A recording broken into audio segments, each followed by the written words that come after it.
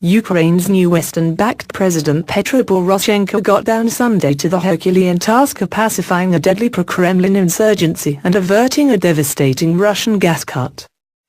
The 48-year-old candy magnate, dubbed the Chocolate King, delivered a forceful inauguration address Saturday in which he vowed to never accept Russia's annexation of Crimea and pursue Ukraine's new pro-European course.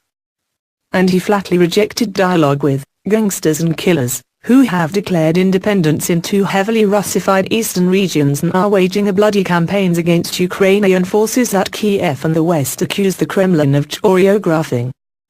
Europe's worst security crisis in decades has now plunged East-West relations into a Cold War-style standoff and left the ex-Soviet country of 46 million facing disintegration and economic collapse. But a sudden chink in the diplomatic ice emerged Friday when Russian President Vladimir Putin, nudged by German Chancellor Angela Merkel, shook hands with Poroshenko on the sidelines of D-Day commemorations in Normandy and conducted what he described as a very positive exchange of views. Putin followed that up Saturday by bowing to US pressure and demanding extra protection of Russia's western border in order to stem the flow of militants and weapons into Ukraine. The seeming shift in Putin's aggressive approach prompted Poroshenko to suggest that he might receive a top Russian envoy Sunday for talks aimed at calming the 8-week insurgency and mending the neighbors' ties. But the Kremlin refused to confirm the meeting, and no Moscow negotiator was known to have arrived in Kiev by Sunday afternoon. Russian gas threat. Ukraine won a vital reprieve last week when Russia pushed back until Tuesday an ultimatum for Kiev to make billions in dollars in overdue payments or see its fuel supplies cut. The debt had been incurred by Kiev for months due to 2 decades of economic mismanagement that last year saw Ukraine slip into its second recession since 2009. But Moscow demanded immediate payment after stripping Ukraine of price discounts it had awarded the ousted pro-Kremlin regime, a decision denounced by the new Kiev leaders as a form of economic aggression.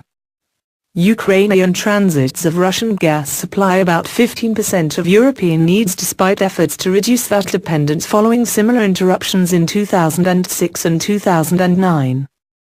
And a top EU envoy is now urgently seeking a compromise that could save 18 member states from seeing their deliveries start dwindling this week. The Russian Energy Ministry said that the final round of EU-mediated talks will be held Monday evening in Brussels. Reckless geopolitical game. Russia's March seizure of Crimea set off a wave of nationalistic fervor that saw Putin's approval rating hit 80%. But the threat of further economic sanctions and a stampede by Western investors from Russia have also drawn questions about the long-term costs of Putin's combative stance.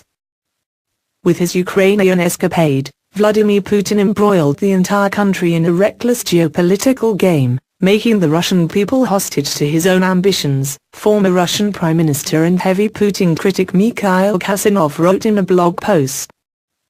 The game is over, and Putin's primary job now is to minimize his political losses and save face. Recent studies conducted in Ukraine's eastern Rust Belt also show a majority opposing independence or an outright merger with Russia. Poroshenko was the top vote-getter in the restless Donetsk and Lugansk districts despite his vow to use force if necessary to keep Ukraine whole.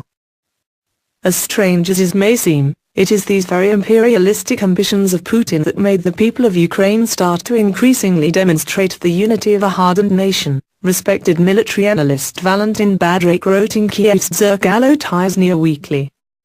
He added that Poroshenko's promise to quickly crush the insurgency may only further weaken Putin's hand.